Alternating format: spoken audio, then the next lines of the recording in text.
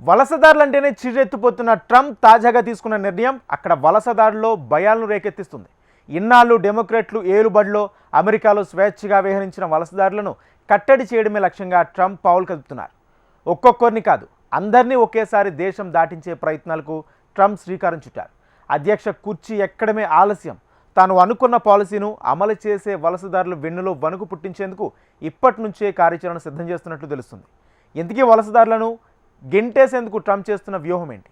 Mass డిపోర్టేషన్ను Trump ఎలాంటి plan చేశారు? Let's watch the story.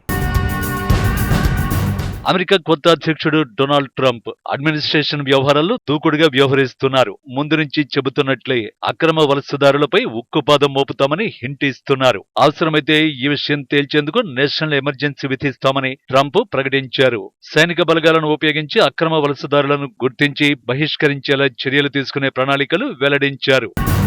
దేశ భద్రతకు పెనుముప్పు తలెత్తినప్పుడు యుద్ధం సమయంలోనూ నేషనల్ ఎమర్జెన్సీ విధించడం పరిపాటి. అయితే అగ్రరాజ్యం అమెరికా సంయుక్త రాష్ట్రాల్లో పరోక్షంగా అక్రమ వలసలపై నేషనల్ ఎమర్జెన్సీ విధిస్తామని ట్రంప్ క్యాంపు చెబుతోంది. బోర్డర్ సెక్యూరిటీ వైఫల్యం కారణంగానే అక్రమ వలసలకు ఆస్కారం కలిగింది కాబట్టి ఈ అంశంపైనే ఎమర్జెన్సీ విధించేందుకు సిద్ధమైనట్లు ట్రంప్ స్వయంగా ధృవీకరించారు. అంటే దేశవ్యాప్తంగా అన్ని రాష్ట్రాల్లో తిష్టవేసిన అక్రమ వలసదారుల్ని గుర్తించి వారిని స్వదేశాలకు పంపించే భారీ ఆపరేషన్ చేపట్టనున్నారు.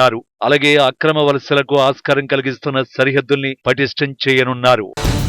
అధికార వర్గాల అంచనాల ప్రకారం దేశంలో 1.1 కోట్ల మంది అమెరికాలో అక్రమంగా నివసిస్తున్నారు. ట్రంప్ నిర్ణయం కారణంగా దాదాపు 2 కోట్ల కుటుంబాలు ప్రభావితమవుతాయని అంచనా వేస్తున్నారు. ఈ అక్రమ వలసల్లో అత్యధికంగా ఆ దేశానికి దక్షిణాన ఉన్న మెక్సికో సరిహద్దు నుంచి జరిగాయి. వస్తు రవాణాకు ఉపయోగించే కంటైనర్లలో దాక్కుని వస్తున్న అక్రమ వలసదారులు ఊపిరాడక చనిపోయిన ఉదంతాలు సైతం ఈ బోర్డర్లోనే చోటు చేసుకున్నాయి. అత్యధికంగా 2023 డిసెంబర్ నెలలో 2.5 లక్షల మంది మెక్సికో సరిహద్దులు దాటి అమెరికాలో చొరబడినట్టు గణాంకాలు చెబుతున్నాయి. ఈ అంశాలని ట్రంప్ తన ఎన్నికల ప్రచారంలో ప్రధానంగా ప్రస్తావిస్తూ వచ్చారు.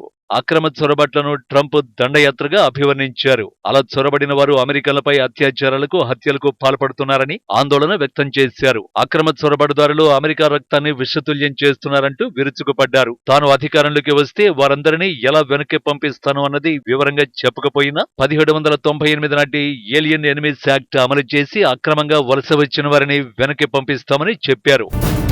దీనిలో భాగంగా టెక్సస్ లో భారీ బహిష్కరణ కేంద్రం ఏర్పాటుకు ఆ రాష్ట్రం భూమిని సిద్ధం చేసింది. ఇప్పటికే టెక్సస్ లో ఇందుకోసం భారీగా భూసేకరణకు ఏర్పాట్లు జరుగుతున్నాయి. డొనాల్డ్ ట్రంప్ నకు ఆ రాష్ట్ర general land commissioner Dawn Buckingham ఓ లేఖ రాశారు. టెక్సస్ లో 1402 ఎకరాల భూమిని అక్రమ వలసదారుల బహిష్కరణ కేంద్రాల ఏర్పాటుకు వాడుకోవచ్చని పేర్కొన్నారు. స్టార్ కౌంటీకి 35 మైళ్ల దూరంలో ఈ భూమి ఉందని వెల్లడించారు. దీని చుట్టూ 7781 అడుగుల దుర్భేద్యమైన కంచెను కూడా ఏర్పాటు చేసినట్లు వెల్లడించారు. దీంతో పాటు టెక్సాస్ లో అమెరికన్ ఫ్లాట్ ల్యాండ్ పేరిట రియో గ్రాండ్ అనే ద్వీపంలో 170 ఎకరాలు సిద్ధం చేశామని, కరడుగట్టిన నేరగాళ్లను దేశ బహిష్కరణ చేసేందుకు ఈ భూమిని వాడుకోవచ్చని వెల్లడించారు. దీని సమీపంలో అంతర్జాతీయ విమానాశ్రయం, నది ఉన్నాయని తెలిపారు. హోంల్యాండ్ సెక్యూరిటీ సహా ఇతర విభాగాలతో ఒప్పందం చేసుకునేందుకు తమ కార్యాలయం సిద్ధంగా ఉందని తెలిపారు. సరిహద్దులు దాటి వచ్చిన నేరగాళ్ల కారణంగా ఎంతో మంది పిల్లలను కోల్పోయారన్నారు. అయితే సామూహిక బహిష్కరణ యుఎస్ ఆర్థిక వ్యవస్థను ప్రభావితం చేస్తుందని అమెరికన్ ఇమిగ్రేషన్ కౌన్సిల్ హెచ్చరించింది. నిర్మాణం, వ్యవసాయం, ఆతిథ్యం వంటి అనేక పరిశ్రమలు సరైన పత్రాలు లేని వలసదారులపై ఎక్కువగా ఆధారపడతాయి. నిర్మాణ కార్మికుల్లో దాదాపు 14% మంది అక్రమ వలసదారులు ఉన్నారు. అకస్మాత్తుగా వారిని తొలగించడం ప్రాజెక్టులకు అంతరాయం కలిగించవచ్చు. ఇది అమెరికన్ పౌరుల ఉద్యోగాలపై ప్రభావం చూపుతుంది. సామూహిక బహిష్కరణ యుఎస్ స్థూల దేశీయోత్పత్తిని ప్రభావితం చేస్తుంది. జీడీపీ 4.2% నుంచి 6.8% పడిపోయే అవకాశం ఉంది. 2022లో అక్రమ వలసదారులు ఫెడరల్ ట్యాక్సులలో $46.8 బిలియన్, రాష్ట్ర స్థానిక పన్నుల రూపంలో $29.3 బిలియన్ అందించారు. అక్రమ వలసదారుల్ని పెద్ద మొత్తంలో బహిష్కరిస్తే ప్రభుత్వ ఆదాయం భారీగా పడిపోతుందని గణాంకాలు చెబుతున్నాయి.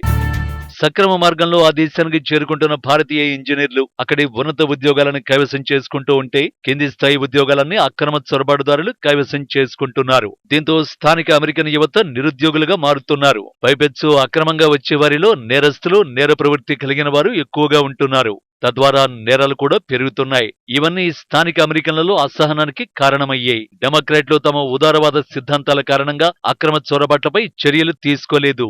అందుకే ఓటర్లు ఎన్ని అవలక్షణాలు ఉన్నా సరే డొనాల్డ్ ట్రంప్ ను భారీ మెజారిటీతో గెలిపించారు. అందుకే ట్రంప్ అక్రమ చొరబాట్లపై యుద్ధాన్ని ప్రకటించారు.